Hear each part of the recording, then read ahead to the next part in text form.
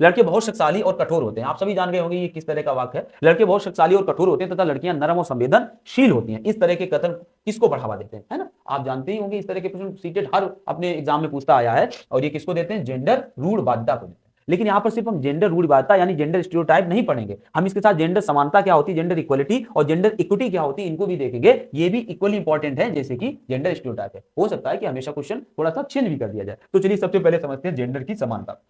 Gender की समानता, आप जैसा शब्द से यही लग रहा है कि जब आप किसी भी जेंडर को आप विभेद ना करो और सभी को समान अवसर प्रोवाइड कराओ, कुछ भी किसी भी क्षेत्र में अगर कोई अपॉर्चुनिटी आती है तो उस अपॉर्चुनिटी में आप सबको समान रूप से अवसर प्रोवाइड कराओ, समान रूप से सपोर्ट करो किसी का। तो इस तरह की अवधारणा को क्या कहते हैं? जेंडर समानता कहते हैं। और जेंडर समता क्या होती है, थोड़ा सा हम इसको एग्जाम्पल के थ्रू समझाना चाहेंगे। आप पहले जेंडर समानता को देख लीजिए। इस तरह के हमने बॉक्स बना के रखे हैं, 2 बॉक्स हैं और कोई बच्चा है, एक इस पे खड़ा है, इस तरह से इस पे खड़ा है, ये इतना छोटा है, और एक इतना बड़ा है और ये इस पे ये खड़ा, ठीक है।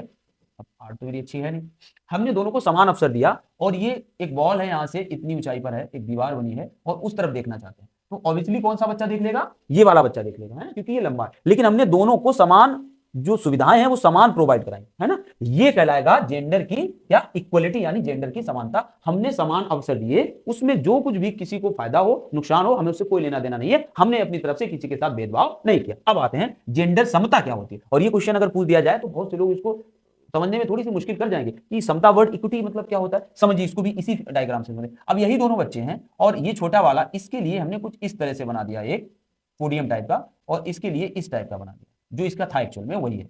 अब आप देखेंगे कि जब इस छोटे वाले को इस पे खड़ा करेंगे इस तरह से और इस बड़े वाले को इस पे खड़ा करेंगे, मतलब बड़े वाले को इस तरह से, तो आप देखेंगे अवसर हमने दिए लेकिन कुछ इस तरह से दिए कि उस अवसर का वास्तविक लाभ मिले, यानी उसमें कोई हमने दोनों को अवसर दिया लेकिन ऐसा अवसर दिया कि दूसरे जिसको मिल रहा है और जिसको जरूरत है ज्यादा की तो उसको भी मिल रहा है, इसको भी, इसको कोई घाटा नहीं हो रहा है, लेकिन ऐसा अवसर को वास्तव में उसके काम आ रहा है। तो इस तरह की अवधारणा को क्या कहते हैं? जेंडर की समता कहते हैं। जब आप ऐसा अवसर उपलब्ध कराएं कि जो भी जरूरतमंद लोग हैं उनकी जरूरतें पूरी हों और वो अपने गोल को प्राप्त करें, तो वहां पर हम उस तरह की अवधारणा को कहते हैं जेंडर समता। और जब आप समान रूप से सबको प्रोवाइड कराएं, कोई मतभेद ना करें किसी भी में, तो वो कहती है जेंडर समानता। भले ही एक को नुकसान हो जाए एक को फायदा हो जाए, उससे आपको कोई लेना देना नहीं है, ठीक है। रूढ़वादिता आपको पता ही है, जब हम सामाजिक रूप से लड़कों को और लड़कियों को उनके गुणों के आधार पर, व्यवहार के आधार पर, पर्सनालिटी के आधार पर अलग अलग तरह का समाज में उनके ऊपर एक ठप्पा लगा दिया जाता है कि लड़के हैं तो बहुत ही मजबूत होंगे, लड़के हैं तो फौज में जाएंगे, लड़कियां हैं तो घर का काम करेंगी, लड़कियां हैं तो एक ऐसे थोड़े से